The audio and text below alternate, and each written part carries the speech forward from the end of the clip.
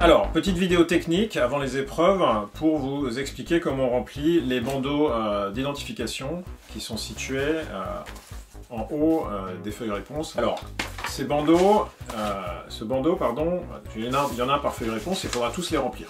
D'accord ? Les feuilles réponses, vous êtes distribuées avant l'épreuve, quelques minutes avant, et vous profiterez de la distribution pour remplir immédiatement ces bandeaux, ce qui vous permettra de gagner du temps et de ne pas avoir à le faire pendant l'épreuve. Tous ces bandeaux sont identiques et ils contiennent 3 zones.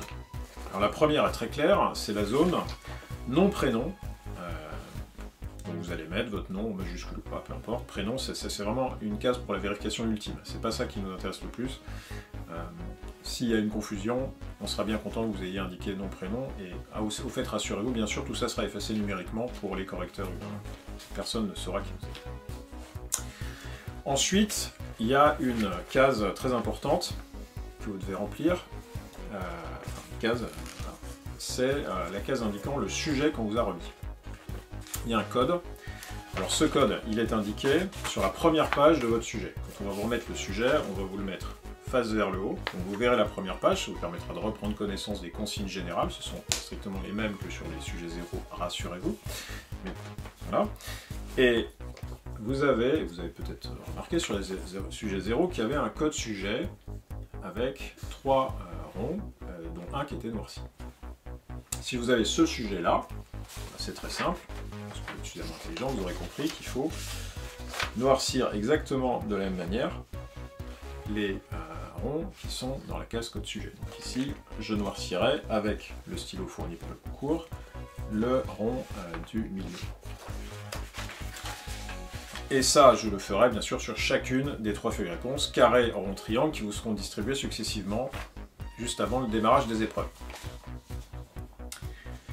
Il y a enfin une dernière zone à remplir. Vous avez un certain nombre de cases dans cette zone avec des lettres suivies de chiffres. Alors c'est dans cette zone que vous allez rentrer votre numéro de candidat. Si je prends l'exemple de cette convocation. Donc le candidat qui a le numéro ANSU1 va reporter sur chacune de ces feuilles réponses et dans le cadre approprié les lettres ANSU1 en les noircissant intégralement. Alors toutes ces consignes de remplissage sont rappelées sur la partie basse de votre convocation, y compris le remplissage du code candidat, ce qui vous permet de contrôler que vous l'avez correctement fait sur la totalité de vos feuilles réponses. Alors, maintenant très important dans le remplissage des cases. Là, je vous ai mis un exemple de choses qu'il ne faut pas faire. Ça, ce sont des cases sous-remplies. C'est vaguement grisé, il reste beaucoup de blanc, un peu partout, le code sujet est mal rempli, là. Ça, c'est une feuille qui va créer des incidents de reconnaissance par notre machine. Il ne faut absolument pas travailler comme ça, et là, vous allez avoir des pénalités. Alors, voici une feuille qui est beaucoup mieux remplie, elle n'est pas parfaitement remplie, mais ici, ça a été noirci de manière beaucoup plus consciencieuse en appuyant bien sur le stylo, un peu partout. Alors il reste certes des petites imperfections, il y a des zones qui restent blanches dans les cases. Ici vous prenez un tout petit risque avec un scanner qui aurait des paramètres un peu limites, mais vous êtes beaucoup plus en sécurité. D'accord ? Mais ne jouez pas, ici ça reste limite. Ce qu'on vous conseille, c'est de noircir à fond et de ne pas hésiter à déborder un petit peu. Tant que vous ne débordez pas sur une autre case, ça n'a aucune incidence. Et au contraire, vous avez une garantie bien supérieure que l'intégralité de la case soit bien noircie.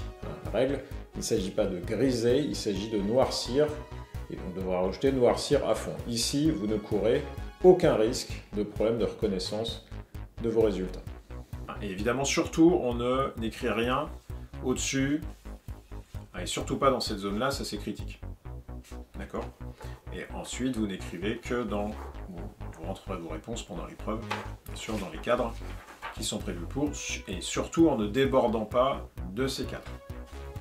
Un petit conseil, utilisez votre sujet comme sous-main pour écrire sur les feuilles réponses. Ça permet d'amortir le stylo, c'est quand même un stylo bille. Donc il faut éviter de trouer la feuille. réponse. Et donc c'est quand même bien vu de s'appuyer sur le sujet.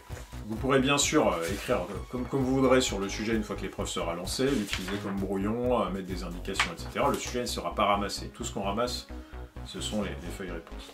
Alors attention enfin une chose importante, il n'y a pas de feuille réponse de RAB pour ceux qui se seraient trompés sur les 10 premières questions et qui voudraient recommencer à remplir leur feuille réponse. D'accord ? Si vous vous apercevez que vous êtes trompé sur une question, vous avez, comme on l'a déjà expliqué, il faudra absolument regarder la vidéo sur le format des sujets. Vous avez une façon de neutraliser le résultat de la question en noircissant n'importe laquelle des autres cases. À partir du moment où il y a au moins 2 cases noircies pour la réponse à une question, vous récoltez 0 point. Vous n'aurez donc pas de note négative. Alors, toute réponse fausse, quelle qu'elle soit, apporte des points négatifs dans les questions QCM. D'accord ? En revanche, ça n'est pas vrai pour les autres. Il n'y a pas de points négatifs pour une réponse fausse à une question libre ou une question rédigée. Alors, dernier point, votre position dans la salle d'examen qui est indiquée sur la convocation.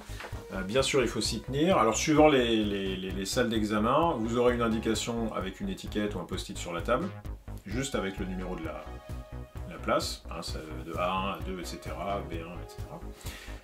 Soit le plan sera indiqué au tableau et vous serez suffisamment intelligent pour comprendre où vous installez, soit vous demandez, il y a un plan affiché autre part, ou vous demandez aux surveillants de vous placer.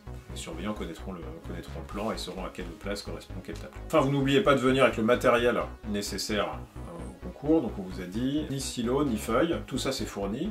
Hein, le concours fournit 3 feuilles de brouillon par épreuve. Vous pouvez aussi utiliser, bien sûr, le sujet comme brouillon. Hein. Vous verrez qu'il y aura dans certains sujets des pages vierges et même de la place pour prendre des petites notes, faire des petits calculs. Il n'y a pas de problème avec ça. Vous repartirez avec votre sujet. De manière indispensable, sur votre table, il y aura votre convocation papier et votre pièce d'identité. Première chose, il y aura votre règle, votre compas, vous n'êtes pas obligé de venir avec. Et enfin, une montre à aiguille que vous ne garderez pas au poignet, qui sera posée sur votre table.